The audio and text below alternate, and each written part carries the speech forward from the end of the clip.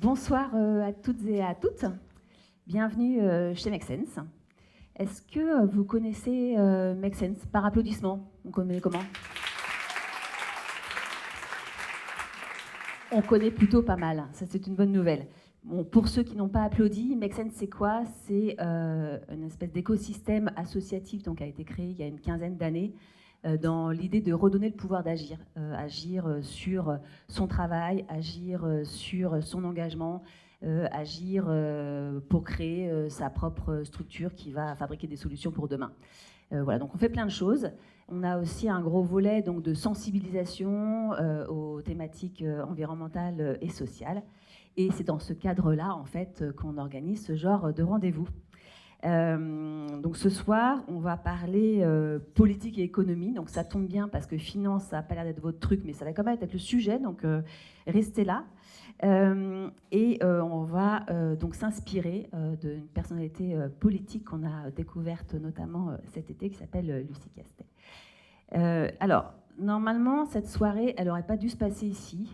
Elle aurait dû se passer à la Gaîté Lyrique. Voilà, mais la Gaîté Lyrique, ça fait 3 semaines que le site est occupé par des jeunes migrants donc, en attente de logement.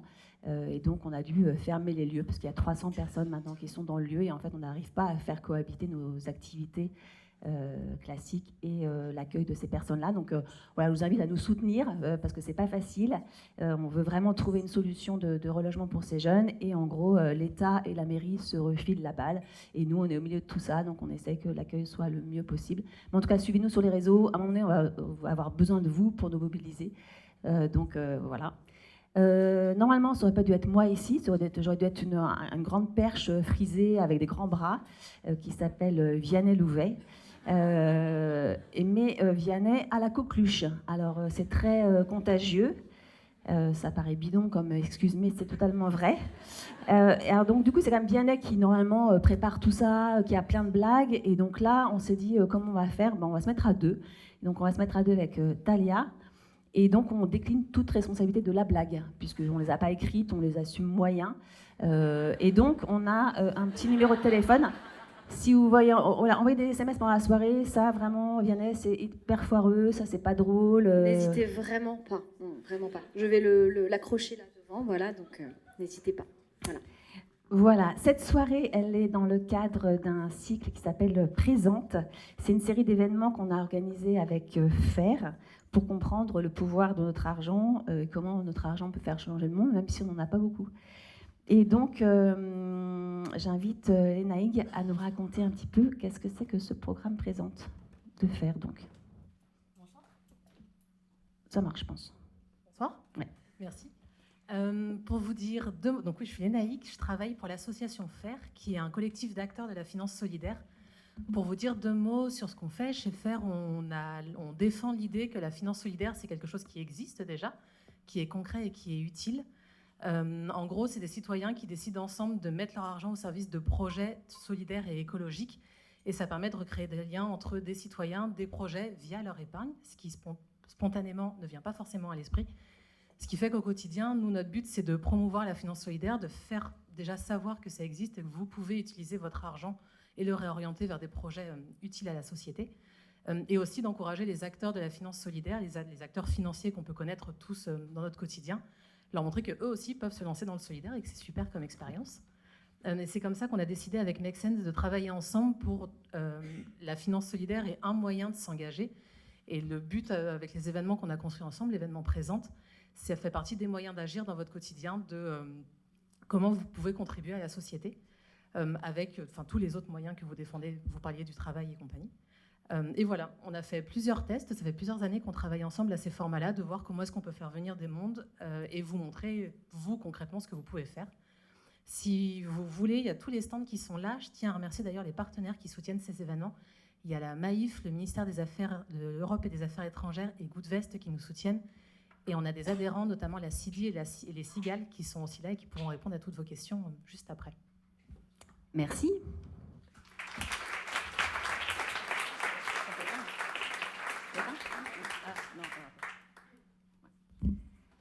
Alors, un passe-moi le sel, ça commence toujours par une histoire. Et cette histoire, c'est Talia Vianney qui va la raconter. Vous pouvez m'imaginer beaucoup, beaucoup plus grande, avec des cheveux frisés et des bretelles, si ça vous aide pour le récit. Nom, Lucien. Prénom, Castou. Lucien Castou. Retenez bien ce nom, il va marquer l'histoire avec un grand H. Ces mots furent prononcés par Simone Castou, quelques minutes après la naissance de son frère, Lucien Castou, le 3 mars 1987. Et Simone avait raison. La vie de son frère sera passionnante, et c'est ce parcours que je vais vous raconter ce soir. Lucien grandit dans une région qu'il affectionne de tout son être, la Bretagne.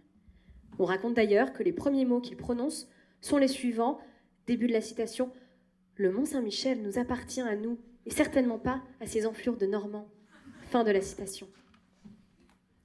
Rapidement, Lucien se lance dans des études brillantes, même si parfois peu reluisantes, notamment en démarrant à l'école Sciences Pro, fondée par Pascal, pas Blaise, où il découvre sa vocation, sa mission sur son rôle à lui, faire des sous, un max de sous, à n'en plus finir. Mais attention, des sous bien dégueux, bien pas éthiques, avec des placements aussi pourris pour la planète qu'il rapporte. À ce désir brûlant, il ajoute un petit bonus sur son temps libre, se battre contre le service public. C'est donc en 2021 qu'il fondera très naturellement le collectif Nos services publics. À préciser qu'à l'oral, la blague ne marche pas du tout, puisque vous n'entendez pas que c'est écrit NO, bien sûr, et pas NOS. Revenons donc à Lucien, à son incroyable destin, un homme à vocation, une vocation qui devrait tous nous appeler le blé, l'oseille. Mais faites attention, ceci n'a rien à voir avec la permaculture, activité très peu rémunératrice, déconseillée par tous les conseillers d'orientation de Sciences Po. À l'aube de sa vie adulte, Lucien Castou est prêt au combat. Merci pour cette introduction avec Lucien. Et nous, on va plutôt parler de Lucie, que j'invite à nous rejoindre tout de suite sous vos applaudissements.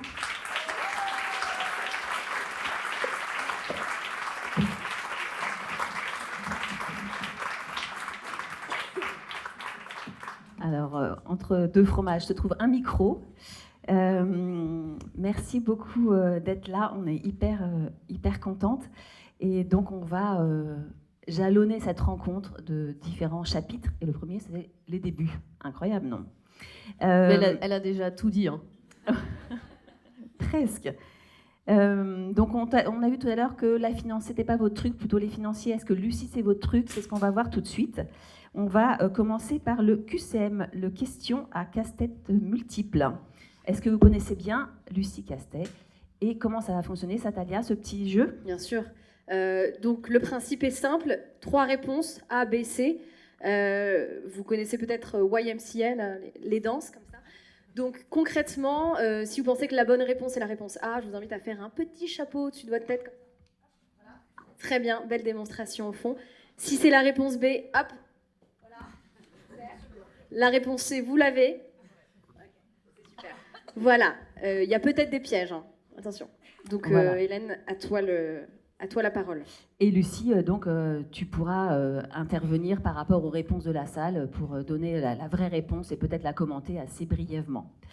Première question. Lucie Castet est née en... Ça rigole pas. Hein. Ah, ouais, c'est hyper directif. Hein. Il est comme ça, Vianney, ça file. Alors, Lucie Castet est née en A, Normandie, B, Paris, C, Picardie.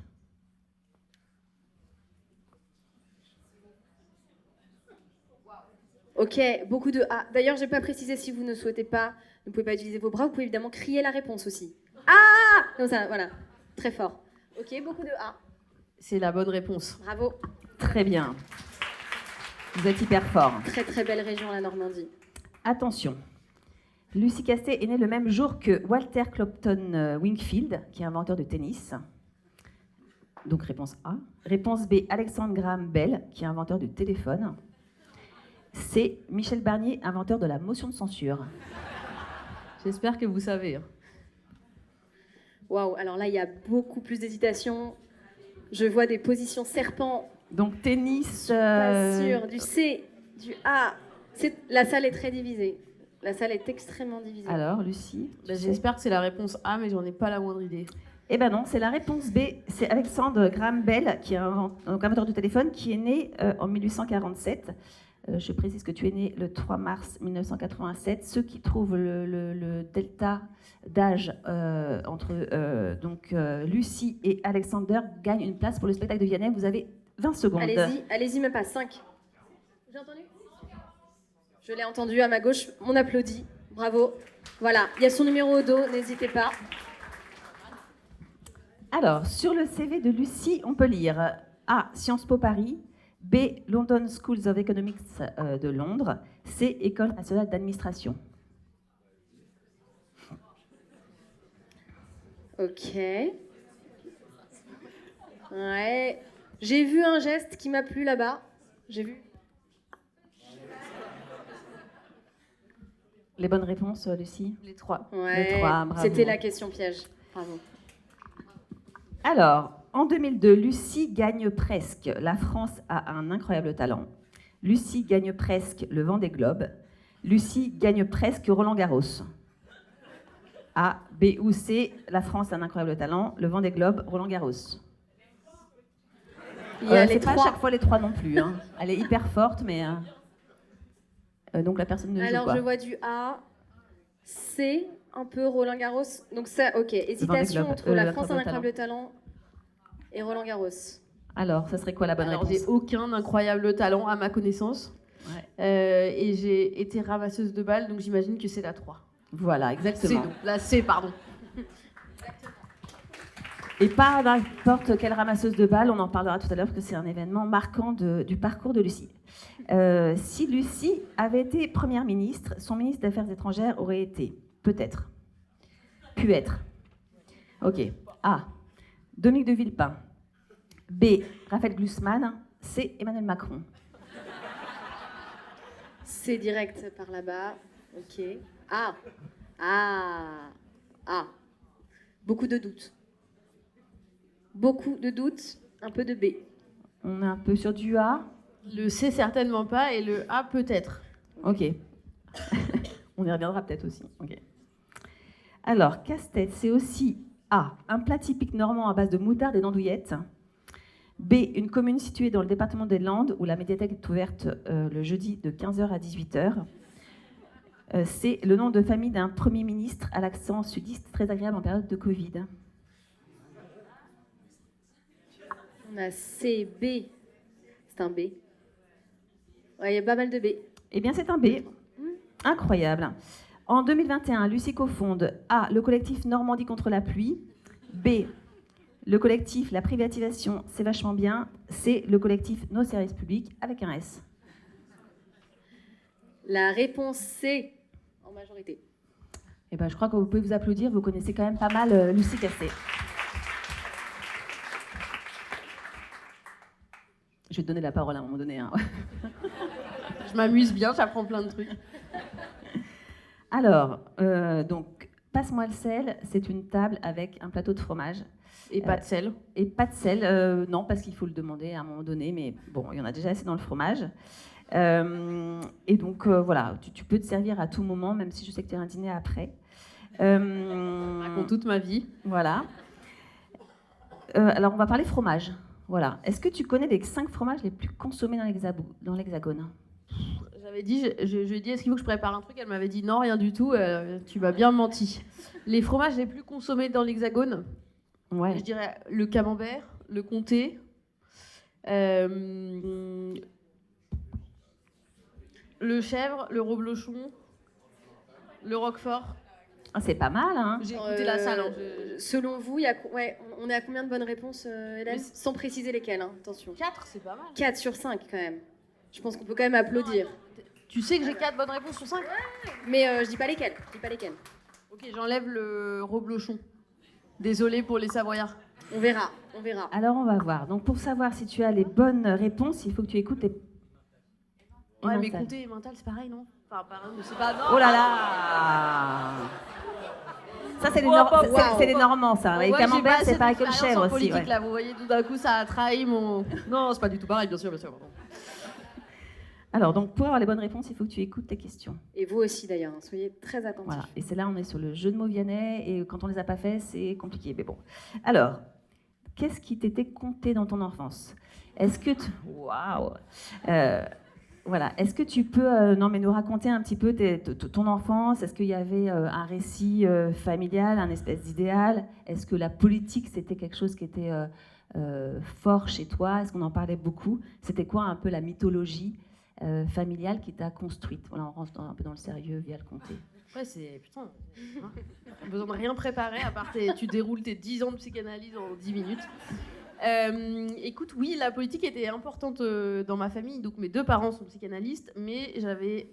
donc ça, c'est un premier point, ce qui n'est pas du tout politique, et c'est d'ailleurs pour ça que j'ai pas du tout voulu suivre la voie de mes parents. Je trouvais qu'ils avaient un métier qui était passionnant, puisqu'ils en parlaient tous les soirs à table. Donc évidemment, j'ai une petite validation je demande une validation des acquis de l'expérience, parce que pour m'être tapé des dîners de psychanalyste pendant 18 ans, je pense que j'ai le droit quand même à un petit quelque chose, une petite équivalence. Mais bon, pour l'instant, je n'ai reçu aucun courrier du Conseil de l'Ordre, qui n'existe pas. Non, mais la politique avait une place importante dans ma famille, notamment ma famille élargie, mais aussi ma famille nucléaire. Mes 2 parents ont été des militants de mai 68, en particulier mon père. Et je sais que tous ses frères et sœurs aussi étaient impliqués dans mai 68. Et je sais que mes grands-parents paternels, mon grand-père paternel était très à droite, et ma grand-mère maternelle était très à gauche. Et donc, quand les flics venaient chercher mon père ou mon oncle à la maison, donc dans leur maison à l'époque, pour les emmener au poste, parce qu'ils avaient, je sais pas, ils avaient organisé des manifs interdites ou j'en sais rien, ma grand-mère couvrait mon père et ses frères et sœurs pour pas qu'ils réveillent mon grand-père, que ça mettait dans une colère monstre, puisqu'il était très de droite, et donc dégoûté que ses enfants participent à ce genre d'événement. Et oui, j'ai une famille globalement très politisée et très conscient des enjeux politiques, des enjeux liés notamment aux inégalités, aux injustices sociales, etc. Et donc j'ai été baignée dans cette atmosphère-là. Et est-ce qu'il y a eu un espèce de choc ou de révélation, enfin à un moment donné où tu baignes dedans et d'un coup ça devient aussi ton sujet? Alors je dirais qu'il y a quelque chose qui s'est fait très progressivement, c'est que moi j'ai fréquenté des établissements publics enfants et pas particulièrement privilégiés, qui brassaient des catégories sociales très vastes, parce que c'était des écoles qui étaient les écoles de secteur de plein de villages autour de Caen où j'ai grandi. Et donc j'avais conscience très tôt qu'on n'avait pas tous les mêmes chances dans la vie. Je voyais bien qu'on n'était pas tous à égalité sur la ligne de départ, et donc que l'égalité des chances n'existait pas du tout. Et ensuite, je dirais qu'un des événements fondateurs pour moi, mais ça vient assez tard, hein, c'est quand j'ai 15 ans, c'est le Jean-Marie Le Pen, qui est donc disparu aujourd'hui. Je propose qu'on ne lui rende pas hommage. Est arrivé au second tour des élections, et ça a été un moment fondateur, disons, dans mon engagement politique. Donc là, tu as 15 ans, donc J'ai tu es 15 ans, collège, lycée ou entre les deux, quoi? 15 ans, j'imagine que je suis en seconde. Ouais. Et qu'est-ce qui se passe? Enfin, tu vas manifester, Ouais, je vais manifester, bien sûr. Ouais, à Caen, à Caen, avec tous mes copains du lycée ou du collège, mais je crois que c'est le lycée, je crois que j'étais en seconde. Et je me souviens bien de découvrir ces résultats-là à la télé, comme ceux qui, je pense, avaient cet âge-là à l'époque, ou plus vieux, ou plus jeunes. Hein, et je me souviens que je me suis dit, waouh, c'est pas juste un candidat qui se fait évacuer à chaque élection. Il y a vraiment, c'est possible que ça soit plus la droite traditionnelle ou la gauche traditionnelle, et c'est possible que lui arrive au pouvoir. Et à cette époque-là, c'est triste, parce que j'allais dire, j'y pense presque avec nostalgie. À cette époque, c'est insupportable pour la très grande majorité des gens. Alors qu'aujourd'hui, le RN fait des scores extrêmement importants, et on en est toujours ému, mais en fait beaucoup moins. Il y a une forme d'atténuation de la révolte, une forme d'habitude, et que je pense qu'il faut absolument rejeter. Hein, et c'est pour ça que là, quand je voyais les hommages rendus, notamment par Bayrou à Jean-Marie Le Pen, moi, il a beaucoup compté dans la vie politique française. Je sais pas ce qu'il a dit précisément, mais c'était loin d'une condamnation univoque, et ça me choque beaucoup. Et je pense qu'on en est on a oublié ce que ça voulait dire, alors qu'en 2002, les gens étaient vraiment, vraiment révoltés et en colère dans la rue. Oui, et puis il y avait un monde fou, vraiment. Ouais. C'est vraiment des très grandes manifestations. On va parler un petit peu tempérament, pour savoir si tu avais un emmental d'acier. Et donc là, pour l'instant, ah ouais, non, mais t'as raison. Donc comté et mental. C'est fou, hein, ça se ressemble, mais c'est pas pareil, tu vois. C'est quand même deux trucs, voilà. Ouais, pour savoir un petit peu quel tempérament t'avais. Est-ce que t'étais quelqu'un... on a pu écouter un peu des interviews, tu vois, mais est-ce que le mental, c'était... Je vois pas ce que tu veux dire. Non? Eh ben moi, oui. Voilà, est-ce que Tu es quelqu'un t'avais... de pas du tout susceptible, par exemple. Est-ce que tu avais un mental un peu de gagne, de meneuse, de compète? Enfin, voilà, parce qu'après, pour rentrer en politique, il faut quand même avoir une certaine armure ou carrure ou détermination. Est-ce que ça, c'est quelque chose dans ton enfance, ton adolescence, tu te rappelles de cette jeune Lucie que tu étais? J'ai fait beaucoup de sport étant enfant et étant adolescente, et je me souviens que j'aimais beaucoup les compétitions, mais pas les compétitions individuelles. C'est-à-dire que je faisais du tennis et du handball. Par exemple, le tennis, quand j'avais des matchs en individuel, ça avait plutôt tendance à me stresser d'être juste moi seule face à une adversaire, alors que des compétitions d'équipe, ça avait plutôt tendance à me galvaniser. Je trouvais ça beaucoup plus stimulant et beaucoup plus protecteur aussi d'être entouré par une équipe, quand bien même je pouvais être capitaine de l'équipe ou quoi. C'était quelque chose que je privilégiais largement, et je pense que ce serait toujours le cas aujourd'hui. Je pense que j'ai pas un mental de compétition pour moi-même en mon nom propre particulièrement fort, je dirais, mais en revanche, quand il y a une équipe, je pense que je pense que ça me rassure et que ça m'aide à déployer mes qualités que j'ai par ailleurs, sachant que les autres sont là aussi pour déployer les leurs, quoi. Okay. Et plutôt en mode capitaine ou défenseuse centrale? Moi, j'étais au handball, j'étais pivot. Alors, je sais pas ce qu'il faut en déduire. Mais pivot, c'est souvent une des personnes les plus petites de l'équipe en taille, et qui joue un rôle un peu qui fait l'essuie-glace tout autour de la zone. Qui distribue. Ouais, qui distribue et qui récupère, mais ouais. Ouais. Ok. Très bien. Alors, on va parler un peu échec. Bah oui. Le jeu ou... Alors, non. Je tente, hein. Ouais, c'est ça. Alors, attention, jeu de mots de très mauvaise qualité, celui-là. As-tu fait face à des embûches de chèvres? Ok. Quels sont les événements, les périodes, les aspects les plus difficiles de ton enfance? Alors bon, on va pas aller dans la psychanalyse et tout ça, mais est-ce qu'il y a eu des espèces de petites claques, ou grosses claques qui t'ont forgé, qui ont forgé la Lucie d'aujourd'hui? Et tu peux faire l'impasse sur ce que tu n'as pas envie de raconter. Intime, ouais. Je dirais que, mais c'est parce que c'est un sujet qui me tient particulièrement à cœur en ce moment. Quand j'avais 13 ans, mon père a eu une très grave maladie, il a eu une leucémie, et j'ai découvert à ce moment-là la folle qualité de notre système de soins. Enfin, vraiment, l'hôpital public a sauvé la vie de mon père, et donc a sauvé d'une certaine manière la vie de toute ma famille. Hein. On était deux ados à la maison, voilà, d'un coup la vie s'arrête. Et donc, enfin, voilà, c'est un événement que je raconte pas beaucoup, mais qui a forgé aussi mon amour du service public dans une zone très intime de mon expérience. Et puis sinon, non, j'ai raté mon permis de conduire la première fois parce que j'ai pris un sens interdit. Voilà, ça je l'ai jamais dit. Donc maintenant vous le savez. Et t'as eu ton code du premier coup? J'ai eu mon code du premier coup, ouais. Ok, bravo. Ouais. Moi, et j'ai eu aussi mon code du permis bateau, et ça franchement je sais pas comment je fais. J'ai fait parce que je me souviens. Je pense que le jour où j'ai quitté la salle du permis bateau, parce que quand on est normand, parfois on passe son permis bateau. Je sais pas trop pourquoi je l'ai passé, à part le fait que j'étais normande. Et je pense que j'ai oublié intégralement le truc des petites balises en sortant de la salle. Donc en fait, je pense que je suis un danger public. Si un jour vous me voyez dans un port, vous changez de trottoir, quoi. Bâbord, quelle couleur? Allez. Rouge, ouais. Rouge. Ouais. Tribord vert. Voilà, bravo. On va passer au lien au territoire, sans jeu de mots, donc avec le camembert. Donc, si vous avez suivi, on en est au 4e fromage. Voilà, donc là, je lis Vianney. Hein, il y a 0 jeu de mots. Non, parce que par respect. Je pense qu'il faut qu'on lui envoie un petit mail. Hein, pour ta patrie. Pour se plaindre. Voilà. Et parce qu'il est normand en plus maintenant. Bon. Maintenant. Bah ouais, il est. Maintenant qu'il a la coqueluche, tu veux dire? Ouais. Comme toute la Normandie d'ailleurs maintenant. Ouais. Voilà. Non mais je sais pas, il n'y a pas de jeu de mots, c'est du respect. Donc je sais pas pour lui ou pour toi, je ne sais pas. En tout cas, voilà, savoir un petit peu quels sont les liens avec ton territoire, avec Orelsan aussi. Hein. Vous partagez le même kebab. On partage la même sauce magique beau gosse. Oui, je ne l'explique pas, la blague. Je pense que vous avez compris. Sinon, ça va être pénible pour tout le monde. J'aime beaucoup la Normandie, j'y vais tout le temps. J'ai passé les fêtes de Noël, enfin non, pas les fêtes. J'ai passé les fêtes, pour ceux que j'ai offensés, les Savoyards, j'ai passé les fêtes de Noël en Savoie, puisque ma belle famille est en Savoie, à Chambéry.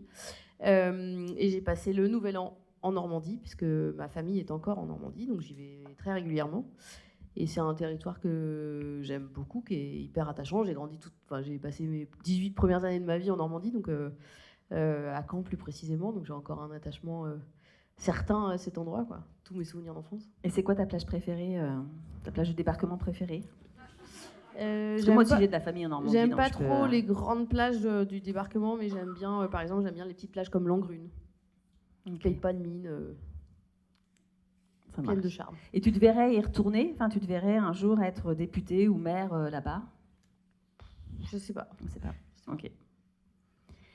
Et donc, on va arriver au dernier fromage, qui n'est pas dans la liste des 5 fromages préférés. D'ailleurs, on a checké avec Talia, cette liste-là est complètement bidon. Enfin, C'est il y a n'importe plein quoi. Moi, de... je l'avais pris vachement au sérieux. Hein. Ouais, il y a, Ne fact-checkez surtout pas ce qui est en train de se passer. voilà, il y a plein de classements différents selon voilà, qui fait l'étude, l'AOP, voilà. Et donc, la dernière question, ça va être plutôt sur la C'est le partie... caprice des dieux aux 5 premières places. C'est ça. Sur le côté un peu plus artistique, inspirationnel, voilà, est-ce qu'il t'est arrivé d'imiter des stars en jouant du Roquefort dans ton garage? Est-ce que tu apprécies l'acteur Jean Roquefort? Quelle est un peu ta relation? Quels sont tes rôles modèles artistiques? Alors j'adore la voix de Jean Rochefort et surtout Ouais. j'adore sa voix quand il raconte les classiques de la littérature en changeant les paroles, en changeant les mots. Je vous le conseille. Alors je sais pas ce qu'il faut taper dans un moteur de recherche pour trouver, mais je pense que si vous mettez Jean Rochefort classique littérature, vous le trouvez. C'est vraiment très très très bien. Je crois que par exemple il explique Madame Bovary avec les mots de jeunes lycéens Gentil, ouais. de 15 ans et c'est vraiment très drôle. Le contraste entre la solennité de sa voix, sa prestance et tout, et les mots qu'il utilise, c'est vraiment très bien. Enfin, moi, j'aime beaucoup. Mais donc, sinon, à part Jean Rochefort, Roquefort, est-ce qu'il y a d'autres artistes, des politiques, des gens qui t'ont particulièrement inspiré? Si tu devais nous citer 3 personnes ou 2 personnes. On parlait de la Normandie tout à l'heure.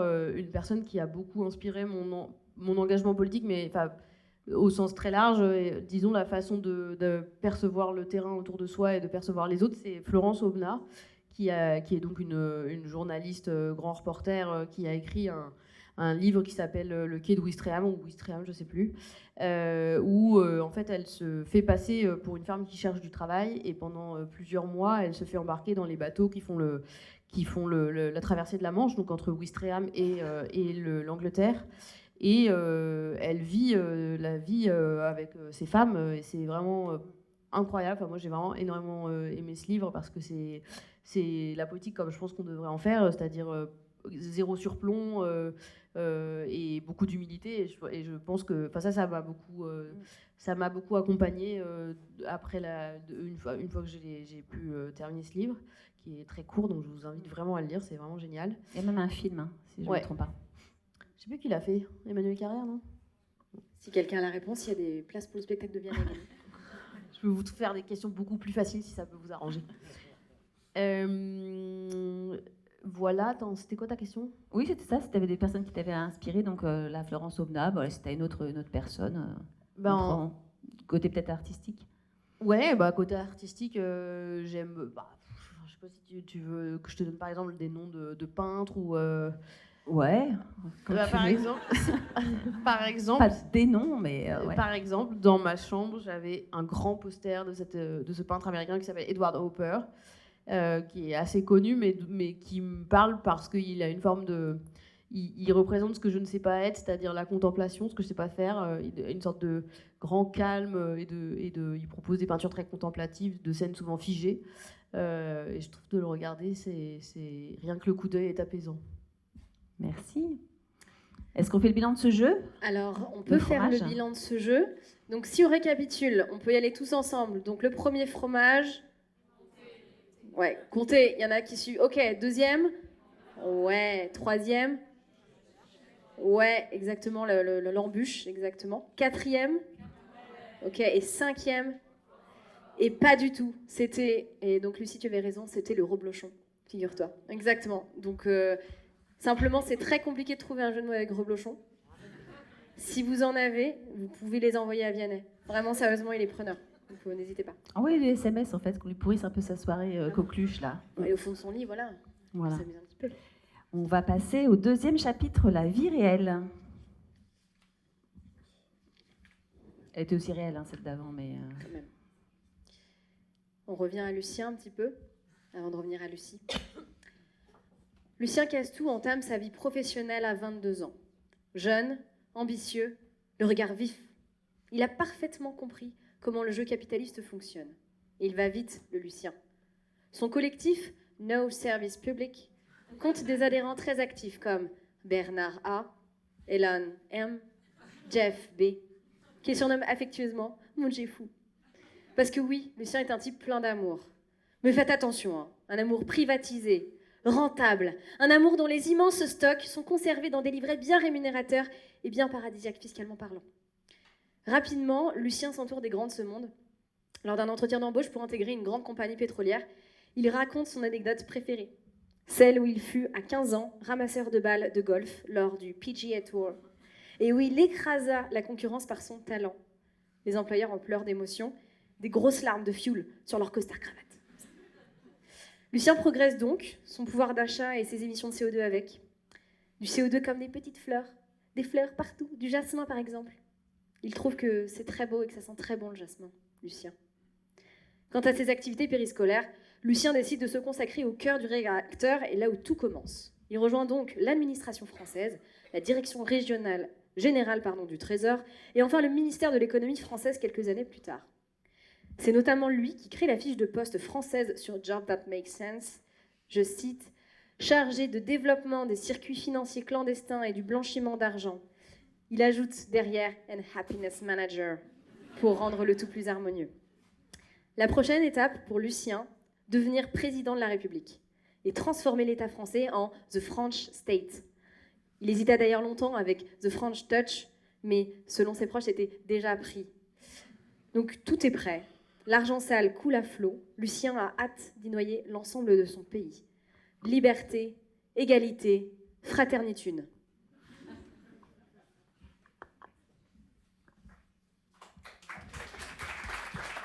Je pense qu'il faut qu'on revienne à Lucie quand même. Alors Lucien, on est passé de l'enfance à l'adolescence et au fromage, au milieu au fromage, voilà. L'adolescence, c'est le moment des questions existentielles. Donc là, le principe va être assez simple. Je vais te poser 2 questions presque pareilles et tu peux choisir de répondre à l'une des 2. Ok. Alors, première question. Pourquoi quand on se cogne, on dit aïe, même quand on n'a pas mal ? Ou pourquoi quand on fait de la politique, on dit jamais aïe et je me suis trompée alors qu'on est tous fragiles à un moment ou à un autre ? Ce serait vachement plus facile de répondre à la première, mais je vais répondre à la deuxième. Sinon, t'aurais été hyper déçu, mais ça aurait pu être drôle en même temps. Voilà. Tu pourras me le faire, j'en ai plein d'autres. Ouais, comme ça, okay. Ouais. Ok. Moi, je crois qu'il y a quelques personnalités politiques qui disent « je me suis trompée ». Et je pense qu'il faut développer ça. En même temps, c'est hyper dur parce que je me souviens une fois, moi cet été, j'ai eu la particularité déjà d'être projetée dans un univers médiatique que je connaissais très très mal. Je faisais un peu de télé avant quand j'étais porte-parole du collectif Nos Services Publics avec un S. Mais pas du tout à l'intensité que j'ai connue cet été et surtout pas du tout le même type de médias et pas du tout dans la même posture.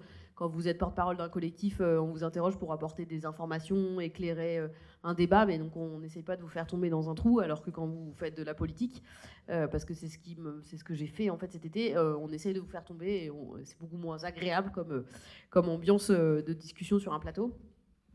À un moment, on m'a demandé, donc cet été, j'avais la difficulté supplémentaire, je dirais, de devoir composer avec des positions de 4 partis différents, et donc de devoir dire des choses qui étaient quand même compatibles avec les 4.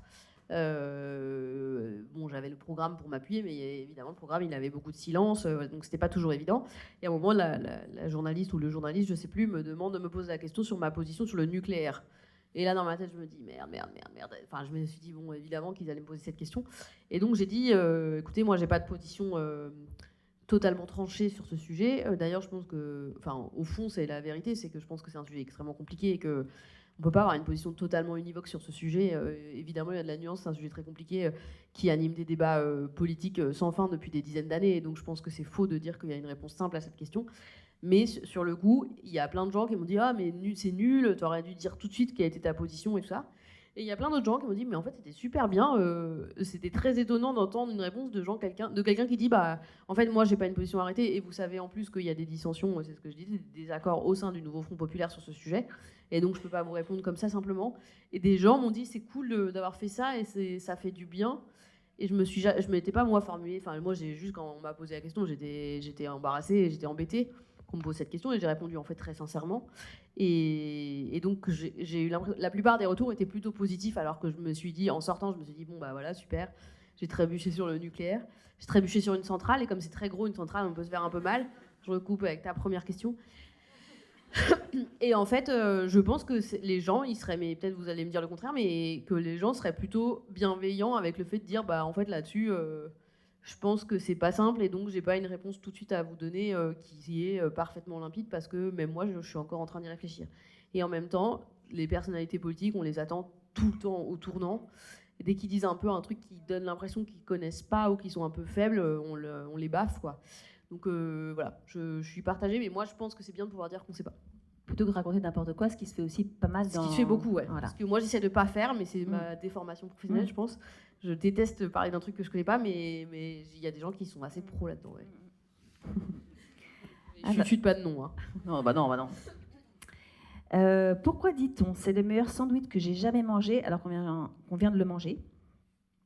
Ou alors, pourquoi dit-on c'est la meilleure personne pour diriger le pays que j'ai jamais vu alors qu'on sait que la personne providentielle n'existe pas? La première elle est plus compliquée que la deuxième finalement. En fait, j'ai pas compris la première question. Donc je voulais t'embêter à la prendre, mais comme j'ai pas compris, je peux pas répondre. J'ai vraiment pas compris. Je sais pas si vous avez compris, mais moi j'ai pas compris. Je pense que toi-même tu n'as pas compris la propre question que tu as posée. Si je dis c'est le meilleur sandwich que j'ai jamais mangé. Ah, c'est l'emploi. En fait, je viens de manger. L'emploi du jamais. Très bien, ouais. pardon. Il y a le jamais qui était en majuscule, pareil à l'oral. Cette blague, elle marche pas trop. Ok, j'avais pas compris. Mais je vais quand même choisir la seconde. Je pense qu'il n'y a ni homme ni femme providentielle. Je pense qu'il faut absolument lutter contre ça. Et ça n'empêche pas de dire... Enfin, en fait, je pense qu'il y a plein de gens qui sont adaptés pour conduire un pays. Donc moi, je rejette totalement l'idée de personne providentielle et qu'il y a une seule personne pour faire quelque chose. Et comme je rejette l'idée qu'une personne peut tout savoir ou peut être appropriée pour absolument tout. Je pense que, par exemple, quand on est Premier ministre ou Premier ministre... Il faut reconnaître et le faire qu'on s'appuie sur une équipe gouvernementale et aussi sur une équipe sur son cabinet, mais aussi sur le pays, quoi. Enfin, pour aller chercher des aspirations, les choses que les gens attendent de la politique et du gouvernement. Et donc, je pense que de considérer qu'il existe une femme ou un homme providentiel, ça empêche d'être bon. Et donc voilà, c'est ça ma réponse. Et est-ce qu'on est prêt à ça? Enfin, tu penses que c'est quelque chose où on va aller vers... parce que là, pour l'instant, on ne sait pas exactement ce qu'on a en exemple. Voilà, mais est-ce que c'est un euphémisme. Ouais, c'est ça, voilà. Moi, je pense que c'est pas ce que les personnalités politiques ont en tête. C'est pas ce qu'ils souhaitent proposer à la population. Mais en revanche, je pense que la population est prête... attend peut-être ça. Je pense que là, on a eu une hyper-présidentialisation de la Ve République, que ça s'essouffle vraiment. Enfin, là, on voit bien... même si on était d'accord avec Emmanuel Macron, je pense personne ne peut dire que ce qui se passe là est souhaitable pour le pays, quelles que soient ses opinions politiques, j'entends. Et donc je pense qu'il faudra revenir à une forme... Moi, je pense que c'est très important de cultiver la collégialité en politique. Je pense que, par exemple, un président de la République qui annonce les réformes qui concernent les périmètres ministériels de ses ministres, c'est une illustration d'un dysfonctionnement majeur dans le fonctionnement de la gouvernance, parce qu'on peut même pas dire du gouvernement, puisque le président de la République n'est pas dans le gouvernement. Enfin, là, on a un président qui fait tout. Je pense que c'est très problématique. Je pense que personne, à lui seul, quel que soit son niveau d'intelligence, de connaissance, etc., peut conduire un pays correctement. Et donc, je pense que les gens perçoivent ça. Et donc, je pense que oui, ça peut changer. Ça peut changer à institution constante, et puis ça peut changer aussi si on décide de changer de république. Alors, double question, toujours. Pourquoi notre lit est plus confortable le matin quand on doit en sortir que le soir quand on se couche? Pourquoi plus ça va, plus notre lit Netflix semble plus confortable que sortir de notre chez nous et de nous confronter à l'autre? Alors cette fois, je choisis la première question. Moi, je trouve que mon lit est aussi confortable le soir que le matin, voire plus confortable le soir. Je suis absolument ravie de retrouver mon lit quand je me couche le soir parce que je suis épuisée par une journée éreintante à peu près tous les jours. Et donc, je ne suis pas d'accord avec ta première affirmation. Voilà. Très bien. Alors, ok. Pourquoi personne ne va jamais sur la seconde page de résultats Google? Pourquoi personne ne va jamais proposer à Jean-Luc Mélenchon de passer au second plan? Là aussi, tu peux prendre la première. Moi, je vais toujours sur la deuxième page. Voilà. Elle a été faite pour ça, celle-là. Hein. C'était pour dire, ok, si on n'a pas envie, on n'y va pas. Ok. Pourquoi on sait aller sur la Lune, mais pas faire des parapluies qui ne se retournent pas? Attends, pardon. Ah oui, c'est bon. Voilà. Et pourquoi on sait aller sur la Lune, mais pas unir les parties de l'arc écologique et social en France? Je vais choisir la deuxième, parce que je ne me dérobe pas. On a uni les partis écologistes et sociaux en France. Franchement, ce qui a été fait en juillet, je pense que personne ne l'attendait. On a eu une campagne européenne qui était dure. Moi, j'ai été à ce moment-là de votre côté du miroir. Moi, j'étais citoyenne intéressée par la politique. Je regardais ça avec de la peine quand même de voir les dirigeants de la gauche se taper dessus. Et donc, j'étais un peu atterrée par le niveau du débat public pendant les européennes. Ensuite, quand les législatives sont arrivées avec l'annonce de la dissolution surprise du président de la République, qui manifestement a pris cette décision assez seul, ça renvoie à la discussion qu'on avait juste avant sur la collégialité. J'ai eu très peur que la gauche soit incapable de s'unir. Quand ils ont commencé à s'unir, c'était pas du tout gagné, qu'ils allaient réussir à aller jusqu'au bout, notamment sur la question du programme, sur la question du partage des circonscriptions. Ils y sont parvenus et ensuite, moi, pendant les 15 jours qui ont duré entre le moment où les résultats sont tombés et la gauche était arrivée beaucoup plus haut que ce qui était attendu dans les sondages et surtout le Rassemblement national était arrivé plus bas que ce qu'on attendait, même si je tiens quand même à préciser que le Rassemblement national a fait un score extrêmement élevé et qu'il faut jamais jamais l'oublier, c'est une lutte de tous les instants. J'étais, moi, pétrifiée pendant 15 jours. Et donc, mais on va en reparler après, j'imagine. Mais donc, quand ça m'est tombé dessus, ce fameux coup de fil, je me suis dit, bon, je comprends pas trop pourquoi c'est moi, mais s'il faut dire oui pour que ça s'effondre pas, je le fais. Mais donc, c'est quand même un tour de force qui a été fait par le Nouveau Front Populaire en juillet. En juillet, tout le monde disait, tous les commentateurs politiques, et d'ailleurs pendant beaucoup de mes interventions médiatiques, les questions tournaient beaucoup autour de ça et quasiment jamais autour du fond, à part la fameuse question sur le nucléaire. Mais tout le monde, blague à part, tout le monde me disait tout le temps, alors, mais Jean-Luc Mélenchon et Olivier Faure, ils se détestent, non? Enfin, et en juillet, tout le monde pensait que le Nouveau Front Populaire allait pas tenir. Là, on est en 2025. Le Nouveau Front Populaire existe toujours. Oui, il y a des divergences de stratégie, notamment vis-à-vis notamment là, très récemment, sur la question de est-ce qu'il faut aller discuter avec le ministre des Finances sur le budget, est-ce qu'il faut aller discuter avec le Premier ministre, etc. Mais n'empêche que moi, à la fin, je pense que si le gouvernement montre aucune inflexion sur le fond, notamment sur le budget, il y aura une censure et ils se retrouveront tous sur la censure.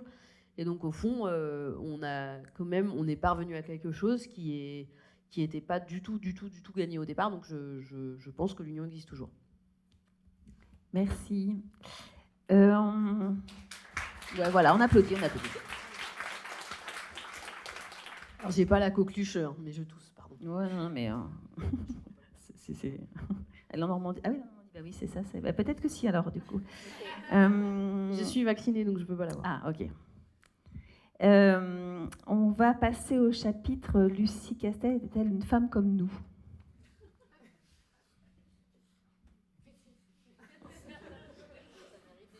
Ça mérite des lunettes, exactement. Alors, je vais rappeler hyper rapidement ton parcours après tes études.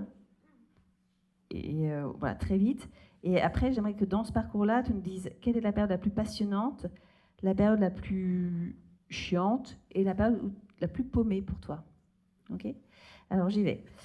2010, consultante à la Banque mondiale. 2013, tu travailles à la Direction générale du Trésor. 2014-2017, tu es enseignante à l'IEP de Paris. Après, s'il y a des trucs qui sont faux, tu me dis aussi. Hein, mais 2018-2020, tu diriges une section de TRACFIN, le service de renseignement chargé de la lutte contre les circuits financiers clandestins, le blanchiment d'argent et le financement du terrorisme. En septembre 2020, tu intègres le cabinet d'Anne Hidalgo à la mairie de Paris comme conseillère économique. Et en septembre 2023, tu es directrice des finances et des achats. Dans ces 1, 2, 3, 4, 5, 6 périodes, du coup, quelle serait pour toi la plus passionnante et pourquoi? Enfin, qu'est-ce que ça t'a appris? Celle où tu t'es peut-être ennuyée ou voilà, où il fallait passer à la suivante, et celle où tu étais un peu perdue. J'étais prof en même temps que mes fonctions professionnelles, donc c'est pas une période à part entière. Donc ça, moi j'ai toujours vachement bien aimé faire cours, même si c'est très chronophage parce qu'il faut préparer ses cours. Ça j'ai découvert, moi j'avais dit oui, mais blague à part, je dirais que la période la plus passionnante c'était quand j'étais à Tracfin. Parce que j'étais chef du département international de Tracfin et donc je passais ma vie à voyager, donc c'était très mauvais pour mon empreinte carbone. Mais c'était une période où j'avais 2 fonctions principales. La première, c'était de négocier les normes anti-blanchiment et financement du terrorisme applicables aux cellules de renseignement financier comme Tracfin. Il y en a une dans chaque pays du monde. Et donc moi, je devais négocier ces normes-là, soit au sein de l'Union européenne, les normes qui sont prévues dans les directives, soit négocier les façons dont on échangeait de l'information entre cellules de renseignement financier. Et donc pour ça, je devais beaucoup me déplacer pour aller rencontrer les autres cellules de renseignement financier et puis participer à des sortes de sommets entre cellules de renseignement financier pour discuter de la manière dont on allait échanger nos informations, de la manière la plus sécurisée possible, si on avait le droit, par exemple, de refuser de donner de l'information à une autre cellule de renseignement pour des motifs, par exemple, politiques ou pour des motifs de différence dans nos droits. Par exemple, il y a des cellules de renseignement financier, au hasard, le Luxembourg, qui considèrent qu'on ne peut pas donner de l'information sur la base d'une demande qui s'appuie sur le blanchiment de fraude fiscale, au hasard, parce que la fraude fiscale n'est chez eux pas reconnue comme une infraction sous-jacente au blanchiment. Pardon, c'est très technique, mais donc en gros, on discutait de tous ces sujets-là, c'était génial, moi j'adore. Et puis mon autre boulot, c'était d'échanger des informations spécifiques et de faire de l'enquête. Donc ça, c'était des gens qui faisaient ça dans mon équipe, et puis moi je validais les dossiers, et après on les transmettait à la justice. Et donc c'était une période vraiment très intéressante, parce que j'avais à la fois mes collègues du service à Paris, et mon équipe que j'aimais beaucoup, avec qui je m'entendais très bien, et puis les gens que je voyais tout le temps aux 4 coins du monde, parce qu'en fait c'était toujours le même réseau, des gens qui avaient le même boulot que moi mais dans leur service, dans les autres pays, et donc j'avais développé une sorte de comme d'autres collègues, mais dont je voyais, je sais pas, 2 fois par mois dans n'importe où dans le monde, donc c'était assez rigolo. Donc ça c'était vraiment une période géniale, et puis évidemment j'étais très motivée par l'objet de mon travail qui avait beaucoup de sens pour moi, et donc c'était une période très heureuse. Et je dirais que la période où je me suis la plus ennuyée, ça correspond aussi à la période où peut-être j'étais un peu plus paumée professionnellement, c'est juste quand je venais sortir de l'ENA. En sortant de l'ENA, j'ai beaucoup hésité entre la diplomatie, donc le ministère des Affaires étrangères, et le Trésor. Et j'ai choisi le Trésor pour plein de raisons, notamment parce que je trouvais qu'on faisait plus de fonds au ministère des Finances, au Trésor, parce que c'est l'endroit où on conçoit la politique économique, et notamment moi, je me suis retrouvée dans un service où je faisais de la régulation financière. Mais quand je suis arrivée, en fait, c'était hyper abstrait ce que je faisais. Je m'occupais de la régulation des assurances de grands risques. Et honnêtement, au début, je comprenais pas trop ce que je foutais là. Et j'ai eu un peu l'effet auberge espagnole quand Romain Duris court dans le couloir avec toutes les portes fermées de Bercy. Bercy, c'est hyper austère. Et je me souviens même des premiers jours où j'allais prendre un café à la cafétéria en bas. Elle était toute carrelée, gris foncé et bleu marine, et je me disais waouh, ça va être ça ma vie maintenant, je vais boire des cafés dans une cafétéria carrelée, gris foncé. Et je m'étais dit même peut-être dans 3 mois ça me déprimera moins, mais c'est que je me serais habituée à un truc déprimant. Et voilà, donc au début je m'étais un peu demandé ce que je foutais là, quoi. La vie de bureau, ça m'excitait pas trop. Donc à la fois la pommitude et l'ennui dans un carrelage foncé, quoi. Voilà. Très bien. On va passer... Je crois qu'on a plus ou moins répondu à « Est-ce que Lucie est une femme comme nous ?» Je ne sais pas. Je sais pas si vous aimez le carrelage gris foncé. Mais comme voilà, quoi, c'est gris foncé, mais c'est un peu sympa quand même. Ouais. Hein, c'est pas vraiment du carrelage. Finalement, on peut se retrouver aussi sur une scène en bois avec un arbre devant le visage quelques années plus tard. Donc tout est possible. Un arbre qui est planté dans le sol, dans un bâtiment. Exactement. Est-ce qu'on a le temps pour une petite interaction ? Vas-y, hein, ouais. J'ai l'impression qu'on est dans les temps, ce qui est assez incroyable. Donc, je prends la suite. Si vous avez le temps, Est-ce que vous connaissez, on va te permettre, Lucie, d'interagir un petit peu avec le public et toi-même peut-être d'aller interroger certaines personnes. Est-ce que vous connaissez le principe du débat mouvant? Ouais, je sais qu'il y en a qui connaissent. Je vais vous partager des affirmations et en fonction de là où vous vous situez sur cette affirmation de, par exemple, pas du tout ou complètement, vous allez vous pencher d'un côté ou de l'autre. Donc, je donne un exemple. J'adore la finance. Voilà. Et vous pourrez vous pencher. Imaginez qu'à ma droite, il y a une piscine de reblochon, par exemple. Vous vous penchez à droite vers la piscine de reblochon. Imaginez qu'à votre gauche, vous n'aimez pas du tout la finance. Piscine de bûche de chèvre, vous vous penchez vers la gauche. Voilà. Vous ne savez pas, vous restez droit. OK? Le principe est OK? OK, super. Donc, je vais commencer par la première question, puis après, on ira prendre on essaiera de comprendre un petit peu pourquoi c'est penchant. Première affirmation, je suis épanouie dans mon activité, dans mon métier du moment. Donc on revient un petit peu à cette question de la pommitude. Voilà. Donc est-ce que vous vous sentez épanoui aujourd'hui dans ce que vous faites? Très épanoui, voilà. Reblochon. Pas du tout épanoui. Voilà. Bûche de chèvre. C'est pas sympa pour ceux qui viennent de Touraine, mais bon. Ah, j'ai l'impression... Waouh. On a du milieu... Ok. Est-ce qu'on en a qui sont... Ok. Ok, au milieu. Est-ce qu'il y en a qui se sentent très épanouis? Est-ce que tu veux nous dire un petit peu pourquoi? Allez, chacun son tour. Hein. La psychanalyse sauvage. Je viens de donner la parole s'il y a une autre personne qui se sent très épanouie. En 3 mots, en 3 mots. En 3 mots, parce que je travaille dans une asso qui fait hyper sens pour moi et qui a pas mal d'impact. Et du coup, voilà, c'est très chouette. Très chouette de voir que les impacts concrets de ce qu'on fait. Voilà. Est-ce qu'on peut te demander dans quel domaine œuvre ton association? Ouais, c'est une asso qui travaille sur comment utiliser le droit pour lutter contre le changement climatique. Tu veux pas nous donner le nom? Si, ça c'est. Un peu Ça de s'appelle pub. Notre affaire à tous. Ouais. Voilà. Bravo à notre affaire à tous. Merci beaucoup. Merci.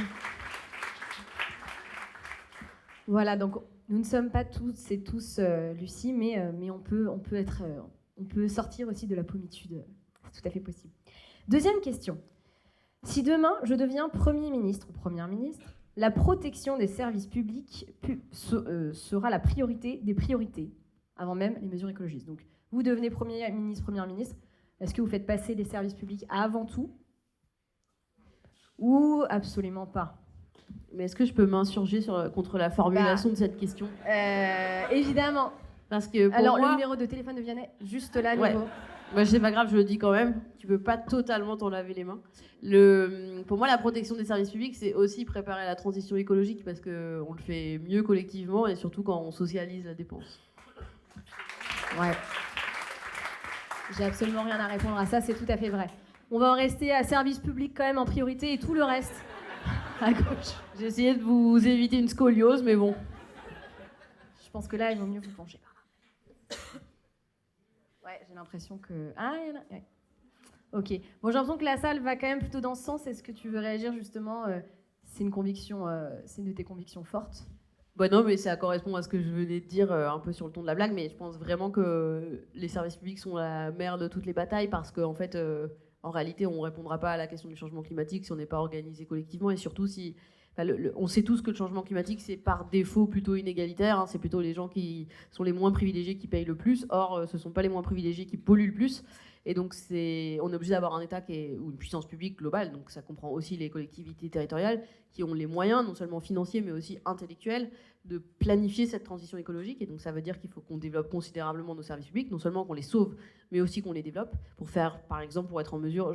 ça, j'y tiens vraiment, le côté, y compris sur le plan intellectuel et ingénierie, parce que sinon, ce sont les lobbies, en fait, qui pèsent considérablement. Ça, je l'ai découvert quand j'étais à la direction du Trésor. Si on ne fait pas attention, ce sont les lobbies qui pèsent considérablement sur l'élaboration des normes. Et donc, on s'éloigne beaucoup de l'intérêt général, du service de l'intérêt général. Et donc, on a besoin de fonctionnaires qui sont bien formés, en nombre suffisant, etc. Et de services publics forts pour assurer une transition écologique qui bénéficie à ceux qui doivent en bénéficier. Complètement. Bravo. Merci beaucoup. Une dernière ou c'est bon? Je te laisse. Non, je crois qu'on va plutôt Très bien. redonner la parole à Lucien qui a des trucs à nous dire pour ce dernier Lucien. chapitre. Je crois qu'il est parmi... Si vous vous retournez tous d'un coup... Non, je regarde. Vous retournez sur le Lucien Castou. Donc, nous sommes le 24 janvier 2025. Lucien est milliardaire. Il se prépare à 2027. En attendant, son ennemi public numéro 1, son combat, c'est la finance éthique. Lutter contre les hippies, smicards, c'est sa raison d'être. Son petit jardin secret à lui, ce qui le pousse à se lever le matin. En ce jour, Lucien reçoit un message de son copain, Vincent B., qui lui propose d'aller boire un verre et de parler des guerres et de la faim dans le monde pour se détendre un petit peu. Il lui donne rendez-vous dans un restaurant, il lui envoie un SMS en anglais parce que Vincent est un businessman et que les businessmen parlent toujours en anglais. Dear Lucien, let's meet at the 11 bis Corner Restaurant. Lucien n'a jamais été bon en anglais et ne comprend pas bien de quel restaurant parle Vincent. Mais il ne se démonte pas, Lucien, il pianote 11 bis Cornet. C'est sur son GPS et puis il suit aveuglément l'itinéraire. Et c'est ainsi que Lucien arrive ici. Au départ, il trouve ce restaurant un peu bruyant, puis il n'y a pas beaucoup à manger, seulement pour 2 personnes de la salle, il trouve ça très mal poli, et pas vraiment du style de son ami Vincent, ni du sien. Puis il découvre, horrifié, un compost dans un coin de la cuisine. Et plus loin, un meuble reconstruit à partir de vieilles palettes. Ah, quelle horreur. Et comble de la catastrophe, des jeunes qui parlent de finances éthiques partout. Repoussant, inconscient. Lucien vit un cauchemar. Il s'enferme aux toilettes. Vincent est injoignable. Il pleure. Sèche. Toilette sèche, évidemment. Évidemment. Il pleure. Il observe ces gens. En sortant, il les écoute discrètement. Et il comprend. Il comprend, mais il a quand même peur, donc il retourne aux toilettes sèches. Il s'enferme, il pleure. Puis il reprend du courage, il ressort. Et là, il commence finalement à comprendre encore. Et à ouvrir des comptes épargne solidaires, écologiques, démocratiques, holistiques et ayurvédiques. Il y met tout son argent. Ouais, celui de ses parents, de Vincent aussi. Donc ça fait beaucoup d'argent. Et puis même celui du ministère de l'économie française. Donc ce soir, je suis ravie de vous dire que pour Lucien, tout a basculé.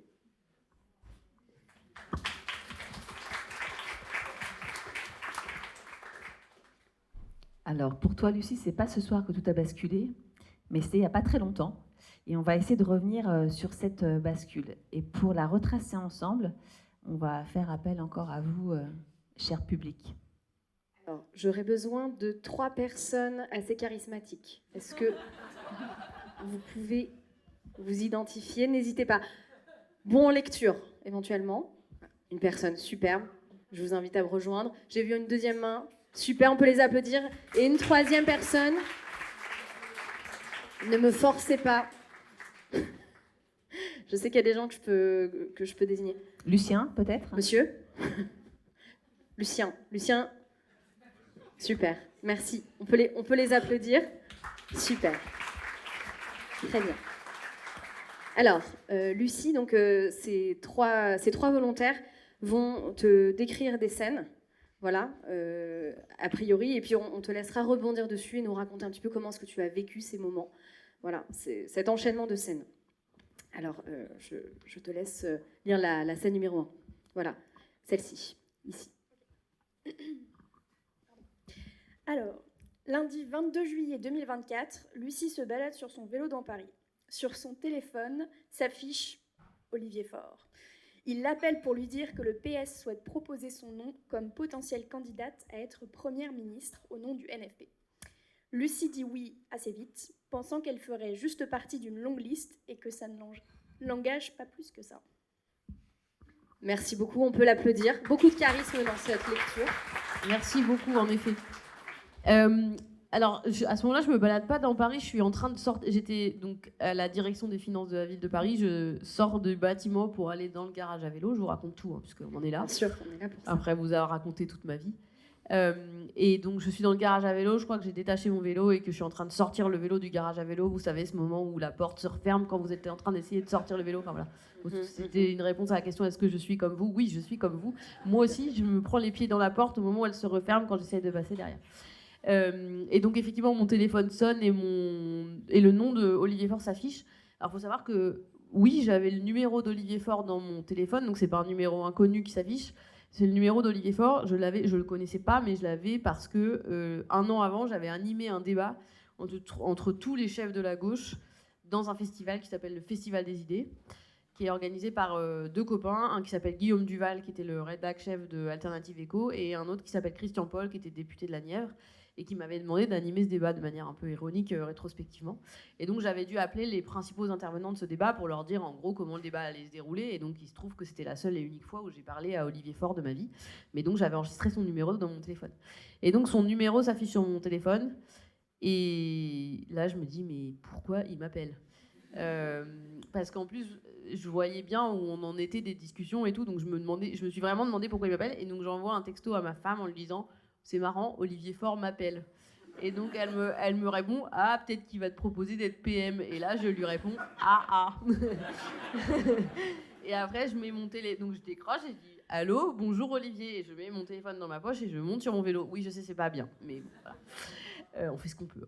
Et donc je commence à pédaler et tout. J'avais rendez-vous pour déjeuner avec un copain.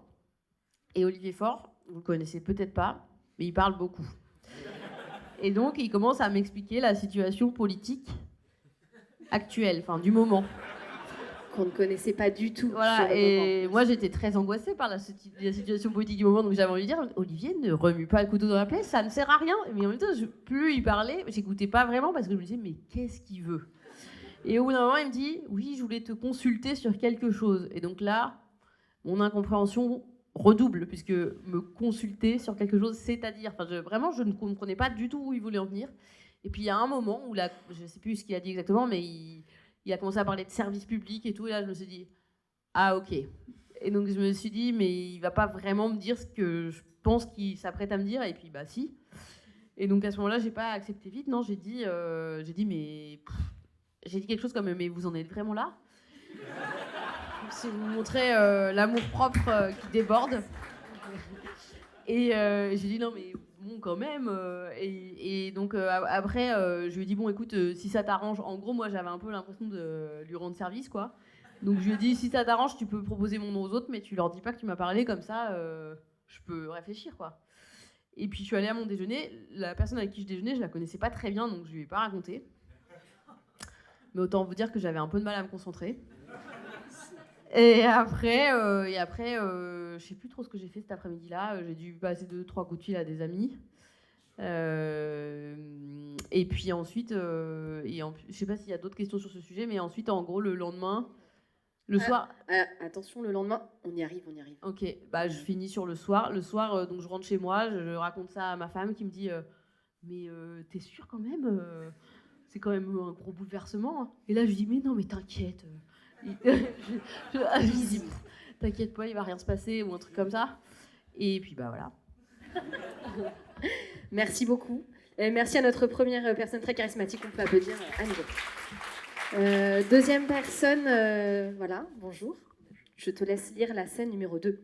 Tu peux lire le titre. Très bien. Donc, scène 2. J'ai pas le temps, mon pauvre Manu.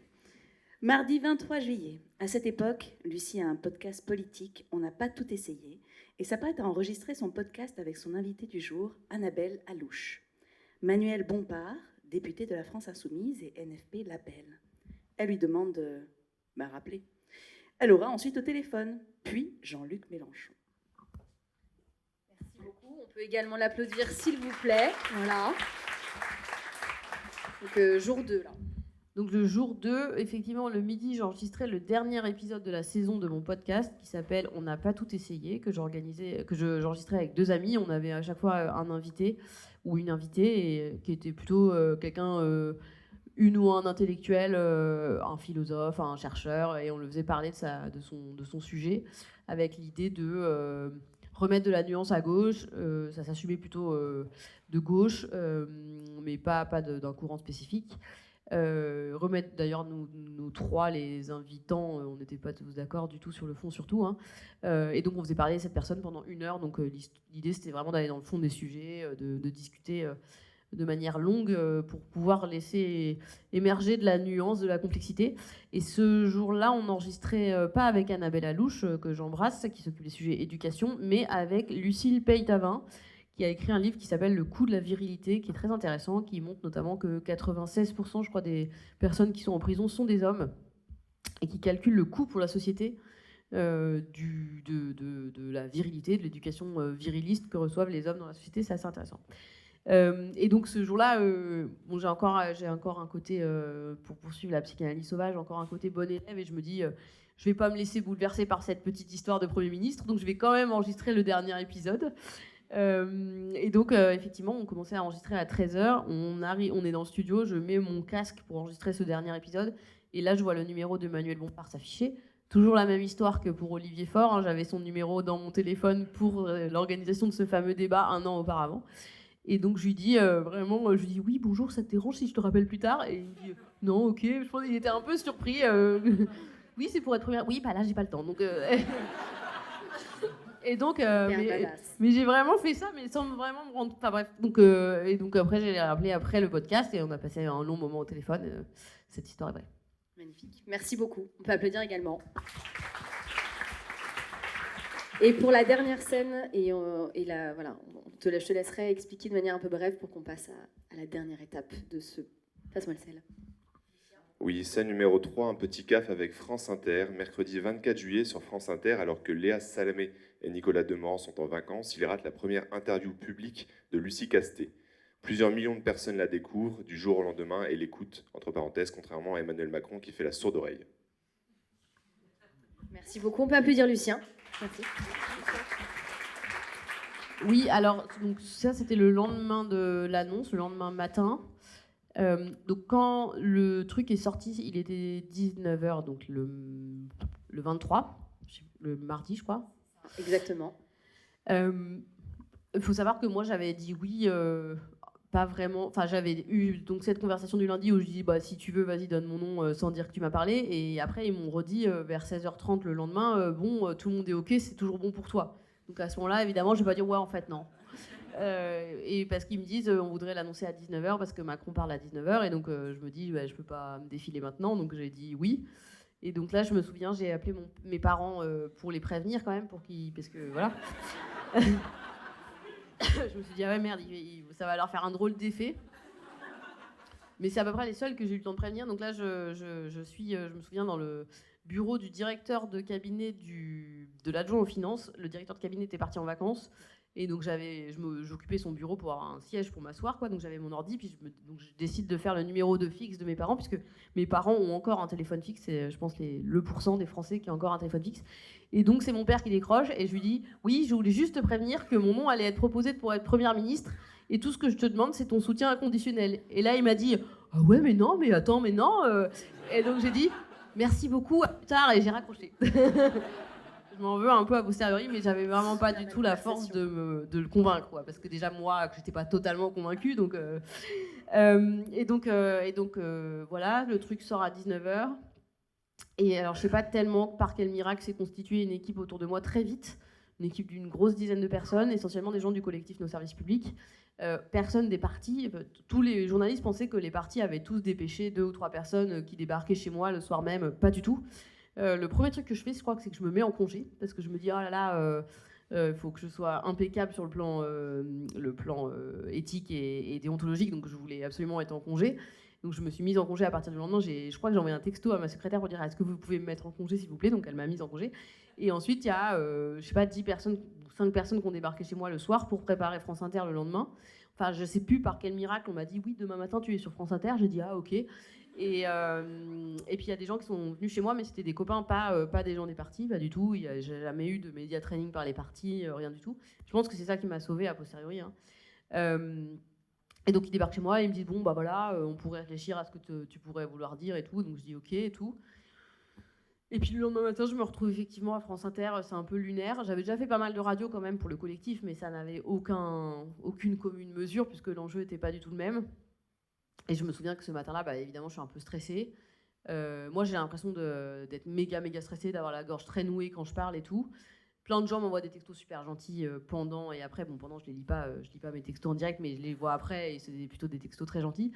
Mais a posteriori, je suis retournée faire une matinale de France Inter quelques semaines après. Et bah, évidemment, j'étais beaucoup plus détendue parce que j'avais l'habitude, et puis j'étais pas catapultée comme ça, juste avec une nuit d'écart entre la nouvelle et le côté application, quoi. Et je me souviens que la deuxième fois, quand j'y suis retournée, je crois que c'est un des chefs de France Inter qui me dit « Ouais, cette fois, on lit pas ses notes. Hein. » Et j'ai envie de lui dire « Ah, mais j'aimerais bien t'y voir, toi. » Et donc je lui dis « Quoi ?» Et il me dit « Bah non, mais là, faut pas lire ses notes. » Le culot. Ouais, c'est clair. Mais ça, c'est assez représentatif du côté un peu condescendant auquel on fait face quand on est une jeune femme en politique. Hein, mais... donc voilà, ouais, c'était stressant et en même temps, c'était un peu une haie après l'autre. Merci beaucoup, Lucie. C'est un peu notre histoire, Hélène, finalement, de ce soir. Voilà. Catapultée en 24 heures sur cette scène. Oui, il y a beaucoup de... Je me reconnais vachement. Beaucoup de... Ouais, merci beaucoup. Merci, désolée, je vous ai laissé debout très longtemps. Merci.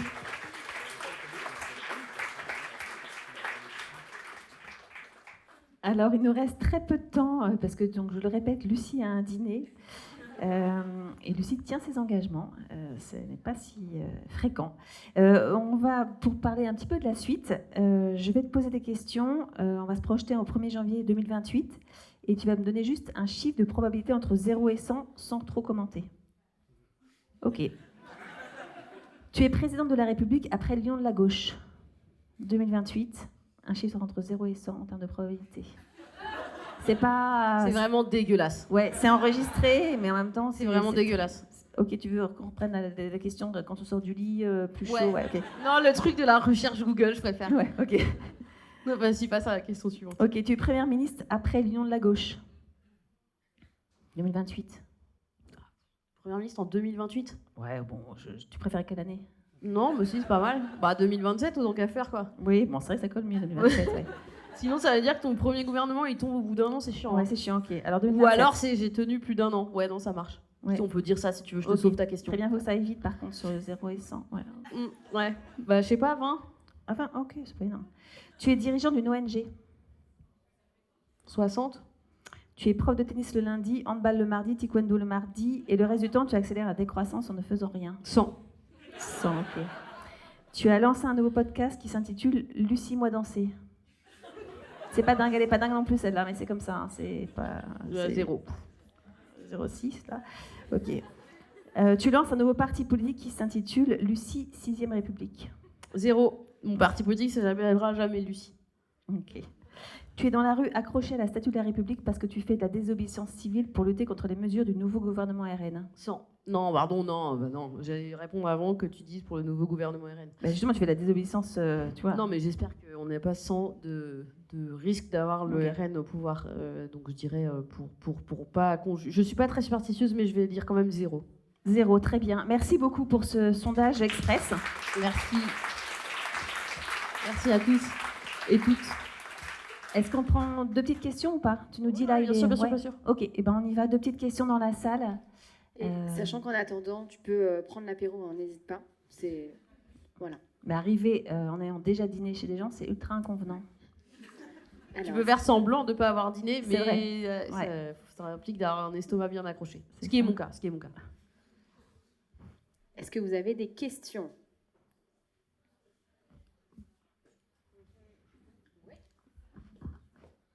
Bonsoir. Vous avez expliqué que vous avez reçu le coup de téléphone d'Olivier Faure, mais c'est quoi le process qui se passe dans votre tête en vous disant quelle est la légitimité en fait que moi, on me demande d'être Première ministre, qu'est-ce qui fait que vous dites bah ouais, je sens que j'ai les épaules pour le faire ou que j'ai la compétence pour le faire? C'est une très bonne question. Bah, déjà, le cheminement, c'est au début, je lui dis ah, mais vraiment, vous en êtes là. Et après, je lui dis un truc comme mais pourquoi moi? Qu'est-ce qui vous a amené à moi? Je crois même, je lui ai dit, mais qui t'a donné cette idée? Enfin, voilà, parce que je me demandais quand même, quoi. Enfin, mais bon, il se trouve que c'est des gens que bon, Olivier Faure, je le connaissais pas très bien. Enfin, je le connaissais juste, je lui avais parlé un tout petit peu pour lui présenter les termes d'un débat, comme je disais tout à l'heure. Mais je connais des gens dans son entourage, parce que ça fait longtemps que, par exemple, le collectif propose des mesures sur les services publics qu'on vient présenter à tous les partis qui nous demandent de présenter. Et donc, quand je lui ai demandé pourquoi moi, il m'a dit les services publics. Et il m'a dit, on sait tous ce que tu fais pour les services publics, on est tous très intéressés par ça, on t'a vu à la télé et on pense que ton double engagement associatif plus carrière administrative te rend légitime à pouvoir occuper une telle fonction. Et il m'a dit un truc comme mais t'inquiète pas, si t'es propulsée Première ministre, t'écriras pas toute seule ton discours de politique générale, on sera tous là pour travailler avec toi, etc. Donc je me suis pas sentie particulièrement légitime. Moi je crois pas du tout aux gens qui ont un destin. Je crois pas que voilà. Et je dois dire que et je dis ça sans aucune méchanceté, mais je dois dire que le fait que Gabriel Attal était le Premier ministre sortant, ça a réduit un tout petit peu la pression. Je veux dire. Non mais pardon, je le dis vraiment sans aucune méchanceté, mais voilà. Donc je me suis dit bon, si je peux, pourquoi pas moi, je ferais au moins aussi bien. Moi j'ai déjà travaillé dans l'admin, j'ai travaillé 10 ans. Je sais pas beaucoup 10 ans, mais c'est quand même une vraie expérience professionnelle. Et puis je sais un peu comment l'État fonctionne, voilà. Donc j'ai jamais surestimé ma légitimité, mais en même temps on m'a demandé d'occuper cette mission, et donc je l'ai fait du mieux que j'ai pu, mais en me disant que de toute façon il faudrait s'appuyer sur l'intelligence collective, quoi. Et tu te fais pas une énorme nuit d'angoisse, à un moment donné, en disant mais qu'est-ce que j'ai dit, il y a pas un moment donné. Alors moi j'ai la chance de très bien dormir globalement. Je suis quelqu'un qui une dort journée bien. d'angoisse ou je sais pas. Non, mais par contre j'avais un peu un truc de, parfois ça m'arrivait pendant 2 secondes le matin de me dire attends, c'est quoi cette histoire, est-ce que c'est vrai ou est-ce que c'est un rêve. Ça m'est arrivé pendant les premiers jours de me dire non. Ouais. Et surtout aussi le truc des unes de journaux, c'est totalement lunaire ça. Et donc au bout d'un moment, je crois que je me suis un peu détachée du truc pour pas être trop, parce que c'est très très très très très violent. Même physiquement, c'est très violent. J'ai perdu genre 5 kilos en 3 semaines, quoi. C'est très violent parce que c'est très intense, et puis aussi que le contraste est tellement fort entre rien et tout que voilà, faut l'encaisser, quoi. On avait une question par ici. Ouais. Alors, Hélène Vianney a parlé de 2027-2028. Moi, ma question, c'est maintenant, parce que l'angoisse, elle est maintenant, avec ce gouvernement dont j'ai du mal à accepter la légitimité. Et qu'est-ce qui se passe à gauche? Est-ce que ils se parlent vraiment? Et qu'est-ce qui se passe? Alors oui, ils se parlent vraiment. On a toujours nos réunions du jeudi matin avec tous les chefs de parti. Ce qui est marrant, c'est qu'en fait, moi, je dois rester là-dedans parce que, on pourrait se dire... mais en fait, je crois que ça crée une forme de lien. Je sais pas, je surestime pas l'effet que j'ai eu, mais je pense que ça a créé un peu un truc... maintenant, on a cette habitude-là, on l'a fait autour de Lucie, maintenant, on continue. Donc, ils continuent à se parler. Je pense qu'il ne faut pas surestimer faut pas trop aggraver les divergences de stratégie. Moi, je pense que c'est beaucoup de la divergence de stratégie là qu'on est en train d'observer entre les partis du Nouveau Front Populaire. Je pense que c'est normal qu'il y ait des différences. Sinon, il n'y aurait qu'un seul parti. Et encore, vous savez très bien qu'ils se tapent les uns sur les autres au sein même des partis. Donc, je veux dire, sinon, il n'y aurait pas des congrès avec des. Mais donc, comme je disais tout à l'heure, c'est quand même faut voir d'où on vient, et il faut voir que le NFP a tenu jusqu'ici. Il n'y a pas eu de rupture franche du Nouveau Front Populaire. Il y a toujours des travaux ensemble. Là, il y a quelques jours, samedi, on a sorti une tribune que moi je leur avais proposée sur la question de la santé publique, qui a été signée par tous les partis du NFP. Je pense qu'en juillet, on n'aurait pas forcément parié là-dessus. Donc moi, ce que j'essaie de faire, c'est de faire que la gauche continue à se mobiliser par le fond et par le terrain. On va organiser des mobilisations de terrain devant des hôpitaux le 18 janvier, si tout va bien. Donc ça, j'essaie de faire vivre ça à mon échelle, quoi, autant que je peux. Moi, j'ai une équipe de gens qui sont encore avec moi, mais ils sont tous bénévoles, donc ils ont un boulot à côté, donc c'est pas facile. Mais donc on continue de faire ça. Et puis là, par exemple, on organise le 29 janvier des vœux qu'on a appelés les vœux de la victoire, parce qu'on veut continuer à y croire. On l'organise autour de l'appel que j'avais lancé avec Marine Tondelier, un appel à ce que le NFP continue à exister, que l'Union continue à exister, et surtout qu'elle s'élargisse, d'une part à la société civile, ça c'est vraiment hyper important pour moi, et d'autre part aux mouvements politiques qui n'ont pas pu intégrer le NFP, faute de temps, parce que certains n'existaient pas au moment où le NFP a été constitué. Et donc on fait des vœux le 29, ça sera ouvert à toute la gauche, c'est ouvert à tous les citoyens. Si vous voulez vous inscrire, vous êtes évidemment les bienvenus, ça sera à Pantin. Et ça, on va essayer, dans ces vœux-là, on va essayer de faire aussi du travail de fond. Donc moi, mon objectif, c'est vraiment qu'on construise un projet, qu'on approfondisse le programme, qu'on continue à travailler à un projet concret qui parle aux gens pour préparer les échéances électorales à venir. Merci. On est pile poil dans les temps. J'avais envie de faire un truc. Vianney n'est pas là, il aurait vraiment adoré être là, il aurait vraiment adoré discuter avec toi. Est-ce que je peux faire une photo où vous faites un espèce de Vianney? Et pas le C de coqueluche parce que c'est vraiment pas sympa. Vous feriez ça pour moi? Ok, j'y vais.